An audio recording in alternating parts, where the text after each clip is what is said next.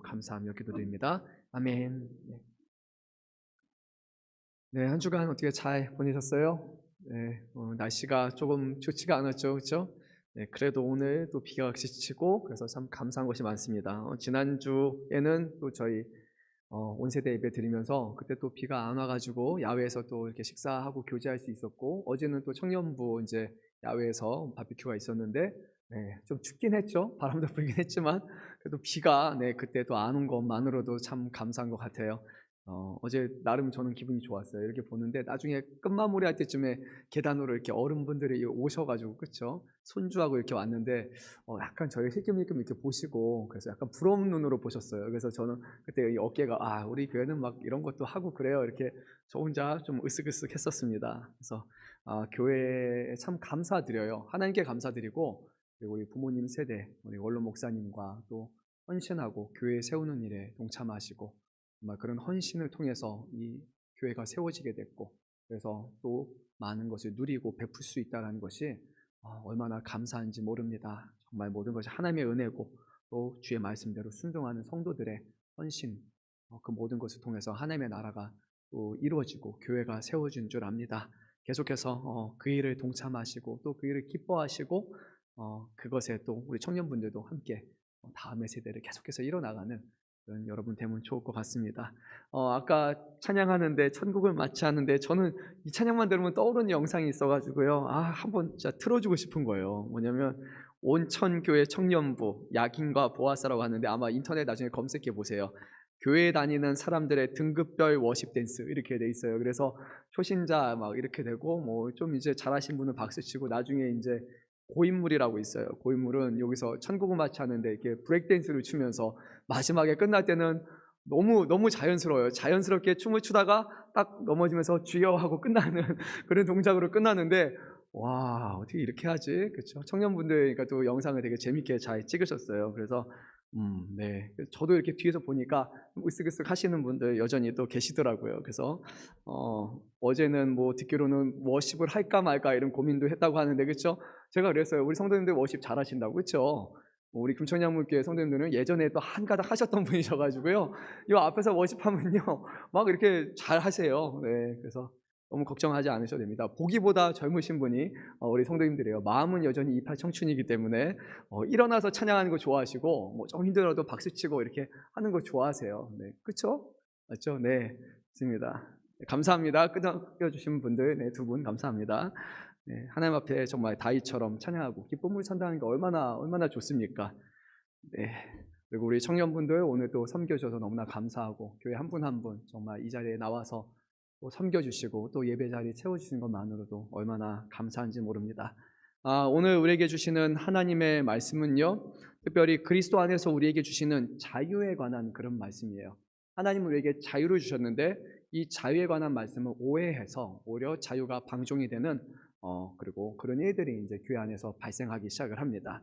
특별히 이 고린도 교회는 특별히 지혜가 많은 성도들이었고, 그 당시에 이 로마 지역이었기 때문에 로마의 지배하에서 이 사람들은 헬레니즘 문화를 가지고 지식적인 탐구, 그리고 수사학, 그리고 철학이라는 그런 분들의 부분에 많은 관심을 가졌고, 그리고 하나님의 말씀을 접근하는 부분에 있어서도 그런 세상에 가지고 있는 학문과 그런 세상의 지혜로 접근하는 그런 경향이 많이 나타났어요. 그래서 하나님의 말씀이 자유라는 말씀을 주셨을 때, 이것이 그리스도 안에서 주시는 자유고, 그리스도 안에서 우리가 하나님 앞에 겸손해지고 때로는 할 수 있는 것도 제어하고, 그리고 우리가 하나님 앞에 거룩한 모습으로 살아가는 것이 맞지만, 오히려 자유라는 한 부분만 가져와서 그러면 우리 모든 것을 다 할 수 있다라는 그런 방식으로서 말씀을 오해하고 곡해하게 됩니다.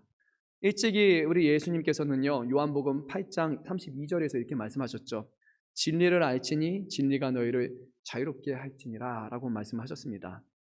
이 말씀은 그리스도에 관한 진리를 아는 것은 결국 우리를 모든 죄의 종으로부터, 우리를 속박에서부터 우리를 해결해 주시고, 죄의 문제를 해결해 주시고, 더 이상 죄의 쇠사슬처럼 묶여서 죄로 인한 결과인 죽음을 바라보며 살아가는 것이 아니라 우리가 영적인 자유함, 그리고 하나님의 자녀되는 그런 기쁨을 주시는 그런 약속의 말씀이셨죠. 사도 바울은요, 그래서 이 이방인의 선교를 함에 있어서 그리스도 안에는 자유가 있기 때문에 우리가 외식적인 어떤 행동을 하는 것이 중요한 것이 아니라 그 안에 담겨 있는 본질과 또 그것을 통해서 이루어지는 그리스도라는 부분을 더 많이 강조하게 됩니다. 가령 구약에서는 우리가 제사를 드려야 됐고 제물을 준비해서 드리는 부분에 관련해서 반드시 이런 의식을 행해야 됐다면, 이방인의 선교하는 데 있어서 그들의 문화는 유대인과 다르게 이런 제사에 익숙하지 않다면, 그러면 그것이 아니라 다른 방식으로도 가능하다. 그러니까 오늘날 우리가 드리는 예배가 유대인들이 드렸던 예배와는 다르잖아요. 그들처럼 오늘 뭐 소 한 마리 끌고 오고 양 한 마리 끌고 와서 제사장이 여기서 집도하고 칼을 자르고 이렇게 해서 하나님께 드리는 제사가 아니라, 그 안에 담겨 있는 가장 중요한 의미, 우리 예수 그리스도께서 우리를 위한 속죄 양이 제물이 되어 주시고 우리의 모든 죄를 대신 짊어 지시고 그리스도 안에서 우리가 자유함을 받았다는 것, 죄의 문제가 해결되었다는 것을 우리가 알고 그것을 믿고 감사하며 살아가는 그 신앙이 더 중요하다라는 것을 이제 전하기 시작을 했습니다. 하지만 이제 이런 말씀과 이런 자유함이 결국에는 사람들에게는 문제가 발생하기 시작을 했습니다. 정당화시키려는 사람들이 이제 발생을 하죠. 구원파 신앙도 좀 이런 경향이 있잖아요. 우리가 언제 이제 구원을 받았다는 사실을 알고, 그러면 그 기점으로 해서 과거와 현재와 미래에 우리가 모든 죄가 이미 다 용서함을 받았기 때문에 오늘 내가 사람을 죽이거나 오늘 죄를 저질러도 더 이상 죄가 아닌 거예요. 그 사람한테는 이미 죄의 문제가 다 해결됐다라고 생각을 하는 거예요. 근데 여러분들은 어떻게 생각하십니까? 내가 다른 사람에게 해야 하는 것, 다른 사람들에게 피해를 끼치는 것이 더 이상 죄가 아닐까요? 더 이상 이것은 아무런 문제가 아닐까요? 그렇지 않잖아요. 그런데 오히려 이 자유함과 그리고 이 하나님이 주시는, 예수님을 통해 주시는 구원의 은혜를 오히려 왜곡하는 그런 신앙이 이 안에 형성이 됩니다. 그래서 오늘 말씀을 시작하면서 보면요, 사도 바울은 그 당시에 고린도 교회에 잘 알려져 있던 그런 속담을 조금 인용을 해서 그것을 하나님의 말씀으로 다시 한번 가르쳐서 전합니다. 우리 한번 12절 말씀을 읽어볼까요? 모든 것이 내게 가하나 다 유익한 것이 아니요 모든 것이 내게 가하나 내가 무엇이든지 얽매이지 아니하리라. 사람들은 이렇게 생각했습니다. 그 당시에 고린도 교회 사람들은 모든 것이 내게 가하다. 왜냐하면 나에게는 자유함이 있기 때문에, 나는 모든 것에서 이제 자유함을 얻었고 내가 모든 것을 다 할 수 있다, 문제가 되지 않는다라고 이렇게 말을 했습니다. 그것이 그 사람들이 생각했던 자유였습니다. 근데 여러분이 생각하시는, 또 우리가 알아야 되는, 우리가 반드시 기억해야 되는 진정한 자유란 무엇입니까?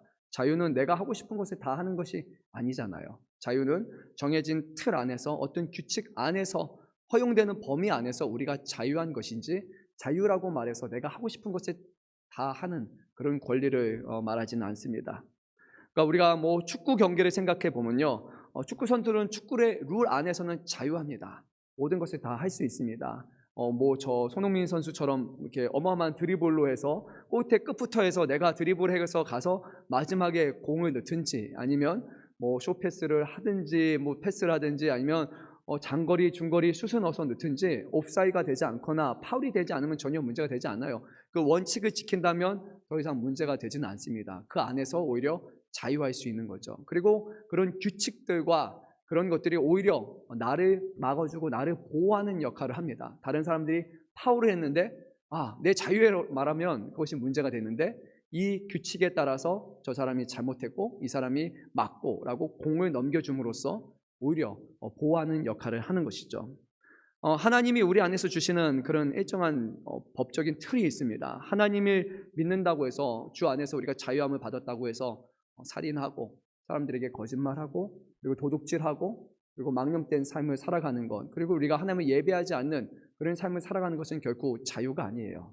자유라는 것은 모든 것이 가하지만 그 가운데서도 하나님이 기뻐하시고 또 하나님 앞에 유익한 것들을 행하는 것이 바로 진정한 자유다라고 이렇게 오늘 사도 바울은 말합니다. 그래서 이 자유는 때로는 우리를 속박하기도 합니다. 하지만 동시에 그 자유는 이러한 자유는 우리를 보호하는 역할을 같이 하는 것이에요. 고린도 안에서 발생했던 문제는 뭐냐면요, 우리에게 자유가 있다. 근데 이 자유란 개념을요, 어디다가 적용시키기 시작한다면, 뭐냐면 우리 한번 15절 16절 말씀을 보면 좋을 것 같은데요. 15절 16절 말씀도 한번 읽어보도록 하겠습니다. 너희 몸이 그리스도의 지체인 줄을 알지 못하느냐? 내가 그리스도의 지체를 가지고 창녀의 지체를 만들겠느냐? 결코 그럴 수 없느니라. 창녀와 합하는 자는 그와 한 몸인 줄을 알지 못하느냐? 일렀을 때 둘이 한 육체가 된다 하셨으니. 그러니까요, 이 고린도 교회 성도들 가운데는 나에게 자유함이 있으니까, 죄에서 자유함을 얻었으니까 내가 돈을 지불하고 다른 여인과 그냥 창녀들과 몸을 섞어도 괜찮다. 왜냐하면 더 이상 나는 죄가 없기 때문에 라고 생각하는 거예요. 이미 예수님이 나를 위해서 죽으셨고 죄의 문제를 해결해 주시면 나는 내가 무엇을 하든지 뭐가 문제가 되겠느냐라고 이렇게 얘기를 한 겁니다. 로마 시대는요, 상당히 성적으로 개방적인 그런 시대였어요. 돈을 지불하고 성을 사고 파는 일들이 다반사였던 시대이고, 그리고 이것을 종교와 접목시켜서 이방의 신전에 가게 되면 성적인 그런 행동을, 돈을 받고 어떤 기부금을 받고 이렇게 하는 사제들이 이미 준비가 되어 있을 만큼 이렇게 성적으로 타락한 그런 곳이었습니다. 그러니까 사람들의 생각 속에는요, 늘 그런 것들이 가능한 것, 다른 사람들도 하는 것이라는 그런 인식이 있어요. 그런데 예수를 믿게 됐더니 오히려 예수 안에는 자유함이 있다고 말했는데 오히려 그동안 할 수 있었던 것을 하지 못하는 그런 상태가 된 거예요. 그것이 아니라 나는 정말로 자유하다면 내가 하고 싶은 것을 언제든지 다 할 수 있다, 이렇게 주장하는 그런 사람들이 교회 안에 생겨나게 된 것이에요. 뭐 꼭 이것만 문제로 언급한 것이 아니라 성적인 문제를 비롯해서 어떤 죄를 저질러도 결국에는 다 괜찮다, 그것은 내 자유다라고 생각하는 그런 사람들이 있습니다. 사도 바울이 여기서 내건 원칙은 이것입니다. 다 유익한 것이 아니다. 과연 이것이 유익한지 유익하지 않은 것인지를 너희가 분별해야 한다는 겁니다. 우리가 다른 사람들과 만나서 아내가 있음에도 불구하고 또는 남편이 있음에도 불구하고 다른 사람과 성적인 관계를 맺는 것이 과연 유익한 것이냐, 이것이 그 영혼에게 유익한 것이냐, 그 교회를 세우는 데 유익한 것이냐, 교회가 하나님을 믿지 않는 것과는 구별된 거룩한 사람들의 몸이고 그런 지체고 그런 무리인데 불구하고 세상 사람들이 하는 것을 똑같이 따라간다면 정말 그거는 우리에게 유익한 것이냐, 아니면 우리가 세상과 구별되지 않는 결국 똑같은 것을 가는 무익한 교회가 되느냐라고 그렇게 우리에게 언급을 합니다. 사랑하는 성도 여러분, 우리 안에 많은 자유함이 있습니다. 하지만요, 우리가 그 안에서 이것이 정말로 유익한 것인지 쓸모없는 것인지를 분별을 해야 됩니다. 우리가 뭐 하나님과 우리만이 아는 그런 은밀한 그런 시간들이 있을 거예요. 다른 사람에서 악한 마음을 품을 수도 있고 또는 어떤 음란한 생각들을 품을 수도 있을 것이고, 다른 사람들의 마음으로 비난하고 비판하고, 뭐 살인은 아니지만 살인하고자 하는 그런 마음이 있을 것이고, 어떤 세상 문화와 뭐를 따라서 하고 싶어하는 충동도 있고, 몰래 다른 사람 모르게 은밀한 곳에서 해서는 안 되는 일들을 하는 사람들도 분명히 있을 것입니다. 그 가운데서 과연 이것이 하나님의 나라와 영광을 위한 것인지, 이것이 정말 믿는 사람들이 하기에 옳은 것인지 아닌 것인지, 이것이 정말 유익한 것인지 아닌지를 우리는 분별해야 합니다. 사도 바울은 이렇게 이어서 말합니다. 음식은 배를 위하여 있고 배는 음식을 위하여 있느니라. 무슨 말이냐면요, 창조된 것들은 분명히 어떠한 목적성을 띈다는 거예요. 그냥 배가 다른 목적이 아니라 배는 이곳에서 음식을 먹는 것에, 여기다가 이제 잘 보관하는 것에 그런 목적이 있다라는 것이에요. 배는 음식을 위해 있고 음식은 배를 위해서 있는 것처럼, 그렇다면 우리의 몸은 과연 무엇을 위해서 존재합니까? 그 안에는 분명한 목적성이 있습니다라고 사도 바울은 우리에게 전하고 있습니다.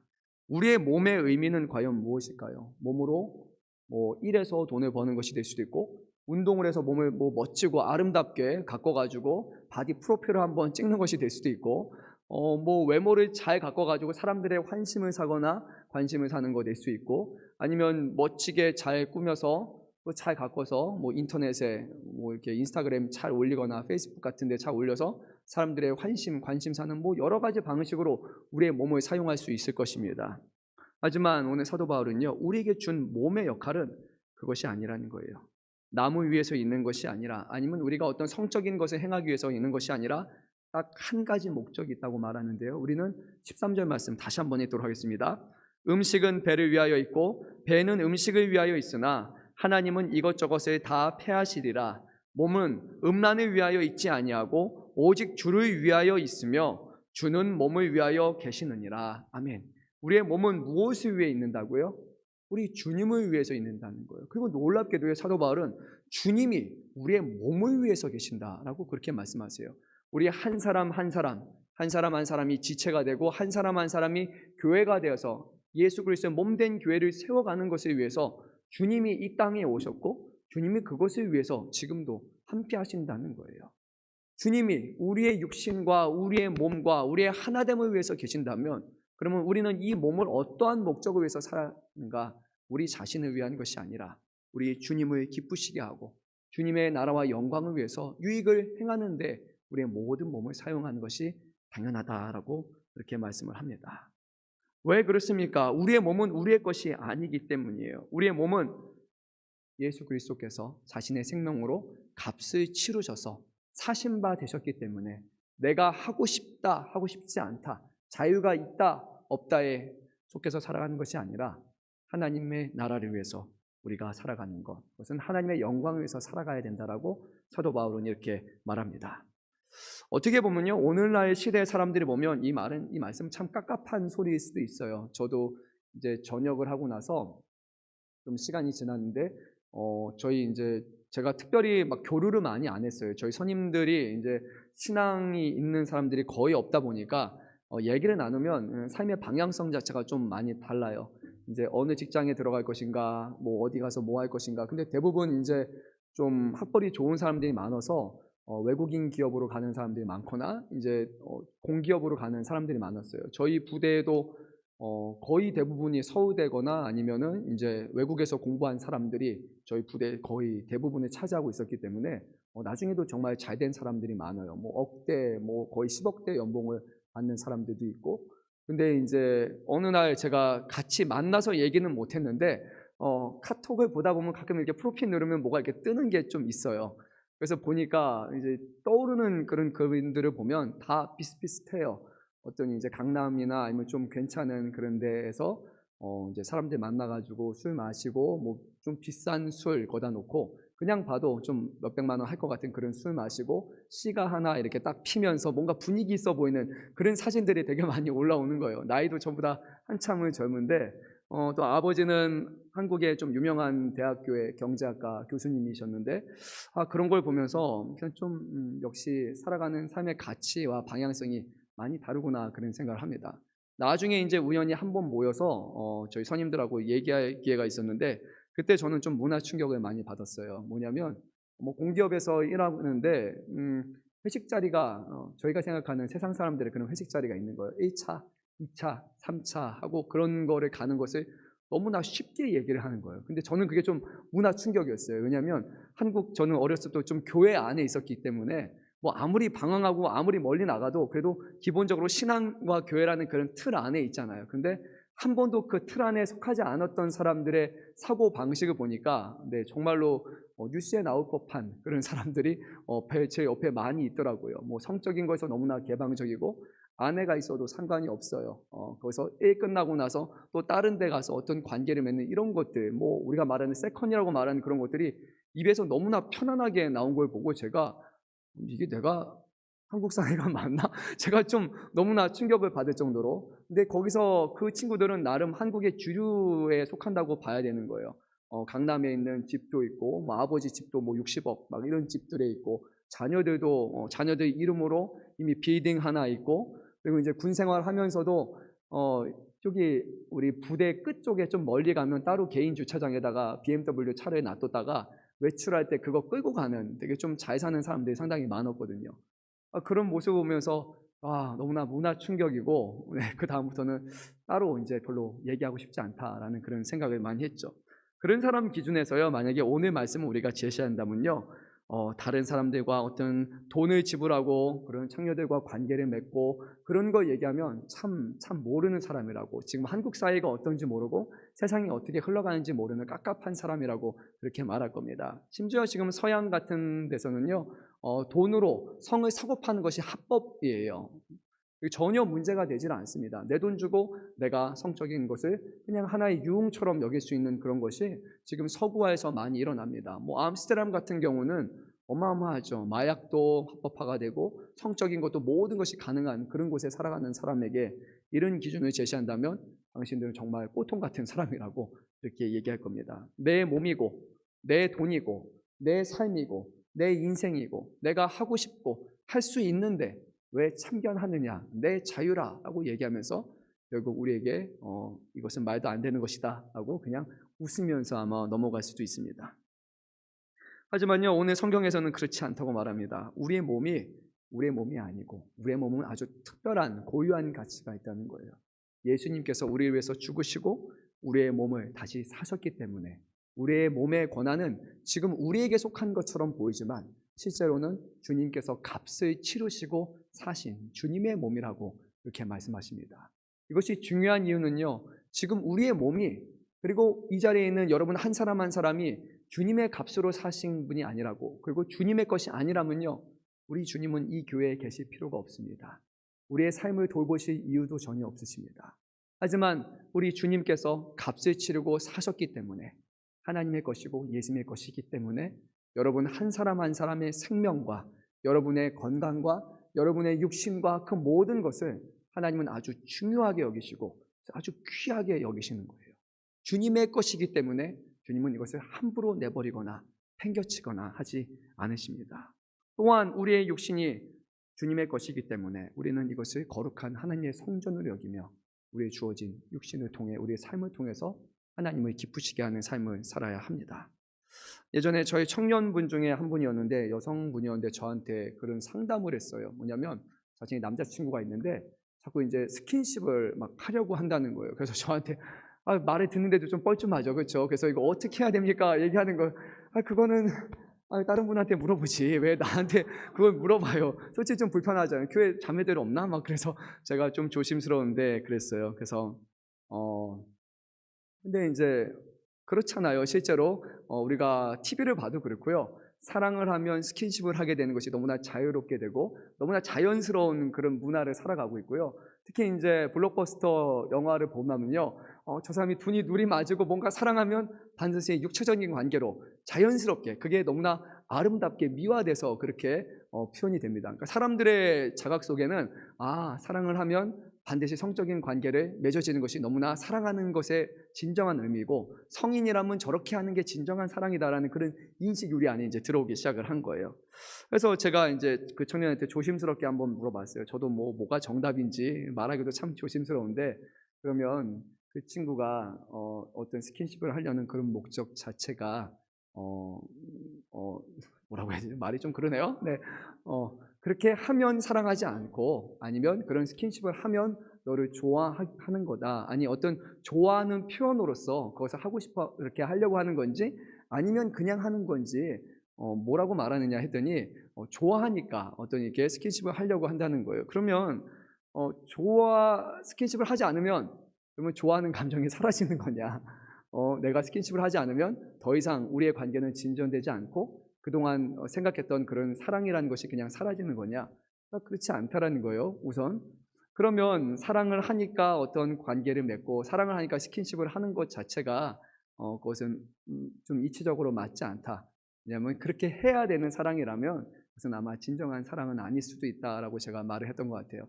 정말로 사랑한다면 그 사람이 소중히 여기는 것, 그리고 그 사람의 자체를 귀하게 여겨주는 것이 더 맞는 사랑이지 않냐. 우리 예수님께서도 우리를 사랑하시기 때문에 우리를 내버려 두신 것이 아니라 우리를 위해서 자신의 생명을 아낌없이 내어주시고 우리를 살리시고 보호하시고 우리 한 사람의 가치를 아주 중하게 여기신 것처럼, 정말로 하나님이, 아니면 우리 서로 간에 사람들이 이성으로 사랑한다면 그러면 그 사람에게 소중하게 여기는 것, 그 사람을 지켜주는 것 자체, 그것을 더 귀하게 보고 좋게 보는 것이 맞다 라고 제가 막 이런 식으로 아마 그렇게 얘기했던 것 같아요. 나름 그분도 수긍을 했어요. 그리고 물어본 이유는 또 그거였어요. 자기도 그렇게 안 했으면 좋겠다는 거예요. 그런데 너무나 이제 일방적으로 원하고 요구하고 그렇게 하지 않으면 사랑하지 않는 것 같아서 그걸로 이제 그 관계를 이렇게 더 진전시키고 하려는 그런 것을 보면서 본인이 고민하다가 저한테 그런 말을 했다는 거예요. 저는 가장 중요한 것은 지켜줄 수 있는 것이 중요한 것이다 라고 말합니다. 근데 이제 한국에는 예전에는 율법 사상이 들어왔기 때문에 우리가 뭐 혼전, 순결 막 이런 것을 한동안은 되게 많이 강조했었잖아요. 근데 이제 어느 순간 이런 얘기하면 이상한 사람이 되는 거예요. 근데 혼전, 순결에서도 좀 조심해야 될 부분이 있죠. 뭔가 가장 귀하게 여기는 것을 나중에 결혼하면 내가 준다라는 그런 개념으로 우리가 혼전, 순결이라는 것을 많이 사용한 것 같아요. 그런데 믿는 사람들에게 있어서 혼전, 순결이란 그런 목적이 아닌 것 같아요. 내 무엇을 주는 것이 아니라 오늘 말씀을 보면요, 서로 사랑하는 사람들이 한 몸을 이루어서 그 한 몸을 통해서 결국 하나님께 영광을 돌리는 것이 바로 우리가 서로를 아껴줘야 되는 그런 목적이다라고 그렇게 한번 말씀하고 있습니다. 우리 한번 말씀을 읽도록 하겠는데요. 우리 16절 그리고 17절 말씀 우리가 한 목소리 돌아가겠습니다. 창녀와 합하는 자는 그와 한 몸인 줄을 알지 못하느냐? 일러스되 둘이 한 육체가 된다 하셨나니 주와 합하는 자는 한 영이니라. 사도 바울이 왜 돈을 주고 그렇게 하지 말라, 왜 성적으로 다른 사람과 관계 맺지 말라라고 그렇게 하냐면, 그 사람과 우리가 한 몸을 이루면, 성적인 관계 맺으면 두 사람이 만나서 한 몸이 되고 하나가 되었기 때문에 우리가 아무나에게 그렇게 쉽게 하나를 이뤄서는 안 된다는 거예요. 우리가 잘 아는 대로 창세기에서도 아담과 하와에게 말씀하면서 남자와 여자가 부모를 떠나서 한 몸을 이루라라고 말했잖아요. 그러니까 몸이 하나가 된다는 것은 그냥 단순한 성적인 어떤 그런 것을 만족을 위해서 하는 것이 아니라 두 사람의 생각과 가치관과 두 사람의 삶이 이제는 각각의 두 개에서 서로가 서로를 온전히 알아가고 서로가 희생해가는 새로운 하나로 변화되는 것을 의미하는 거예요. 잘 이해하셔야 됩니다. 반쪽끼리 뭉쳐진 상태가 아니라 두 사람이 만나서 전혀 다른 새로운 하나가 되는 거예요. 그 하나는 오직 그리스도 안에서 한 몸됨을 통해서 교회를 세워나가는 것을 통해서만 우리가 새로운 하나로 변화되는 것이에요. 그리고 사도 바울은 근데 그러는 것은 불가능하기 때문에 오직 하나님의 영이 있는 사람, 거룩한 성도 안에서만 바로 우리가 하나님의 영이 저쪽 사람에게 있고 또 하나님의 영이 다른 사람에게 있고, 영이 있는 사람들끼리 만날 때 그 안에는 한 영을 통해서 진정한 하나가 될 수 있다라는 것을 그렇게 강조합니다. 오늘날에 그래서 우리 부모님들의 기도 제목도 아마 그럽니다. 우리 성도님들 자녀들의 이제 결혼을 앞두고 기도 제목 할 때마다 늘 그 얘기하잖아요. 믿음의 가정, 그리고 믿는 사람 배우자 만나게 해주세요. 그 이유는 바로 여기 있습니다.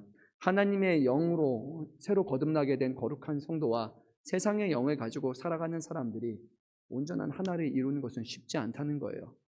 그 안에서 하나를 이루기 위해서는요, 정말로 믿지 않는 사람들의 삶이 변화되고 하나님의 영을 알고 그 안에서 삶이 변화되는 그 과정을 겪을 때만 진정으로 하나가 될 수 있는 것이지, 하나님의 영을 가진 사람이 내 것을 포기해서 세상의 영을 가진 사람들에게 맞춰가는 방식으로 우리가 하나됨을 이뤄나갈 수는 없기 때문이에요. 하나님을 아는 사람과 하나님을 모르는 사람들의 그런 가치관과 삶은 전혀 다르기 때문입니다. 그래서 할 수만 있으면 저는 꼭 믿는 사람끼리 결혼을 하고, 힘들어도 그 사람의 조건이 우리 기준에 좀 못 미친다 할지라도 뭐 외모일 수도 있고 어떤 직장일 수도 있고 여러 가지 면에서 있어도 좀 안 믿는 사람이 훨씬 더 눈으로 보기에는 좋다 할지라도 그것이 아니라 우리는 결혼의 목적과 그리고 함께하는 목적이 그리스도 안에서 하나됨이기 때문에 그 기준이 아니라 하나님 나라의 기준을 가지고 결혼하는 것이 맞다라는 거예요. 근데 이제 여러분들도 고민하셔야 될 겁니다. 그런 부분에서 우리 부모님들도요, 기준을 잘 보시기 바랍니다. 이렇게 하시면 안 돼요. 다 좋은데 교회를 안 다니는 게 문제야. 그러면요, 잘못된 거예요. 다 안 좋은 거예요. 믿는 사람에게 그건 거꾸로인 거예요. 그렇죠? 그런 기준으로 말하면 안 되는 거예요. 다 좋은 게 아니에요. 이미 시작부터가 없는 사람인 거예요. 다 없는데 신앙 하나 때문에, 믿음 하나 때문에, 그리스도 믿는다라는 그 하나 때문에 나머지 부족하지만 이걸로 충분하다라고 그렇게 자녀들에게 말해줘야 돼요. 네, 타협하지 마십시오. 네. 안 그러면요, 우리 자녀들도 결국에는 엄마도, 결국에는 아빠도 집 보고 배경 보고 저거 보고 그렇게 하는구나 라고 그렇게 얘기할 거예요. 그게 아닙니다. 정말로 믿음 안에서 하나 될 때만 나머지 부족한 부분은 나중에 채워가면 되는 거예요. 그것은 점점 성숙하고 변화가 될 수 있는 거예요. 하나님께서 그 사람을 변화시켜주면은 약한 사람하고 아무것도 별 볼 일 없는 사람이지만 그의 인생을 송두리째 변하게 되게 해줘서 정말 위대한 사람이 되게 하실 수 있는 거예요. 믿는 사람들은 그런 기준을 가지고, 정확하게 흔들리지 않는 기준을 가지고 자녀들에게 누구를 만나야 되는지를 전해야 됩니다. 그리고 우리 청년분들도요, 흔들리지 않는 기준을 꼭 가지세요. 믿는 것, 믿음이 첫째라는 것, 한 신앙, 그리고 온전한 성령 안에서 하나됨, 그것을 우리는 놓쳐버리기 시작한다면 결혼해서 사는 동안에 계속해서 우리는 신앙과 삶을 또 가족이라는 이유에서, 남편, 아내라는 이유, 자녀라는 수많은 이유거리가 드러나서 결국 신앙이 흔들리고 어려워지는 상황을 맞이할 수 있습니다. 우리 안에 성령이 계시고 성령 안에서 우리가 거듭난 사람이라는 것을 믿는 사람이라면 우리의 삶의 목적은 우리의 주인 되시는 그리스도를 위해서 그분을 영화롭게 하는 것이 있어야 합니다. 우리 18절 말씀 한 목소리 읽도록 하겠습니다. 음행을 피하라. 사람이 범하는 죄마다 몸 밖에 있거니와 음행하는 자는 자기의 몸에 죄를 범하느니라. 성경에 보게 되면요, 여러 가지 죄에 대한 언급이 있습니다. 그런데 유독 음행이라는 것, 그리고 우리의 몸으로 저지르는 그런 성적인 죄를요, 이제 죄에서도 가장 좀 심한 상태인 것으로 그렇게 묘사를 합니다. 그 이유 중에 한 가지는 바로 우리의 몸이 하나님의 성전이기 때문에 우리의 몸을 거룩하게 지켜야 된다는 것을 강조하기 때문일 거예요. 하지만 또 한편으로 사도 바울은 이렇게 말해요. 음행을 피해야 되는 이유는요, 사람이 범하는 죄마다 밖으로 있지만, 다른 것들은 밖에서 하는 죄지만 우리가 성적으로 하는 죄는요, 바로 우리의 몸에다 씹는 죄라는 거예요. 그러니까 이거는 어떤 봤을 때 그냥 그 의미로 우리의 몸을 부정하게 하는 것도 있겠지만요, 몸에 하는 저지르는 죄이기 때문에 이것은 상처가 오래 갑니다. 그리고 상처가 아주 깊게 가는 거예요. 사랑한다는 이유로 정말 저 사람을 사랑하기 때문에 남자든 여자든 상관없습니다. 그 사람과 그 이유로 성적인 관계를 맺고 그랬는데 그 두 사람이 나중에 어떤 이유로 인해서 깨지게 돼요. 그러면 그런 남았던 상처들과 그런 것들은요, 그 사람의 평생에 가는 그런 상처가 됩니다. 그래서 이런 특별히 성적인 그런 것들은 우리가 잘 하면 좋을 것 같습니다. 모르겠습니다. 이 말을 하면서 우리 이인성 목사님 되게 깝깝한 목사님이다라고 할 수는 있겠지만요, 그래도 저는 이게 오늘날 우리가 다시 한번 회복해야 되는 그런 말씀이라고 생각을 합니다. 여러분의 몸을 소중히 여기세요. 우리 청년분들 특히나 유혹받기 좋은 시기고 힘들기 좋은 시기잖아요. 그래도 우리의 몸이 다른 것이 아니라 하나님이 계시는 성전이라는 것을 가지고 거룩한 것이고 아무에게나 함부로 할 수 있는 것이 아니라는 것을 기억하시고, 그러고 나서 우리의 몸을 아름답게 가꿀 수 있기를 바랍니다. 그렇다고 해서 예전에 우리가 또 Q&A를 했지만요, 우리가 어떤 성적인 그런 상처들이 있거나 아니면 누군가 이미 그런 성적인 관계를 맺었다고 해서 저 사람은 부정한 사람, 저 사람은 몸이 더럽혀진 사람이라고 우리는 그렇게 얘기해서는 안 됩니다. 왜냐하면 예수 안에서 우리의 영혼은 다시 새로워질 것이고, 그 죄를 저지르는 사람이라 할지라도 주님께서는 그 상처를 이미 싸매 주셨고 그 모든 것을 온전히 회복시켜 주셨기 때문이에요. 그래서 주님은 말씀하셨죠. 가늠하다 현장을 잡힌 여인에게 너는 죄인이니까 이제는 하나님 믿을 가치가 없어라고 말한 게 아니라 나도 너를 정죄하지 않으니 가서 다시는 죄를 범하지 말라라고 주님 말씀하셨습니다. 예수 만나서 무엇이 옳고 그름을 알게 됐다면, 예수 안에서 우리의 몸에 우리의 삶의 주인이 누군지를 이제 우리가 바로 세웠다면 거기서부터 다시 우리는 하나님을 기뻐하시게 하는 그런 아름다운 성전을 지키며 살아가는 거예요. 과거에 어떤 저렸던 실수와 우리 몸에 남겼던 흔적들과 내가 왜 그때 그랬을까라는 후회와 상처로 살아가는 것이 아니라 이제 주 안에서 모든 죄는 용서함을 받았고 하나님이 우리를 사랑하신다는 기억하면서 우리의 몸을 주님의 것으로 온전히 드리면 하나님은 그것을 언제든지 기뻐 받으시고 우리의 모든 삶을 통해서 큰 영광을 거두십니다. 주님은 이 기준을 통해서 우리를 죄에 속박당하게 하는 것이 아니라 죄 안에서 자유케 하시고 은혜를 베풀어 주시기를 기뻐하시는 주님이십니다.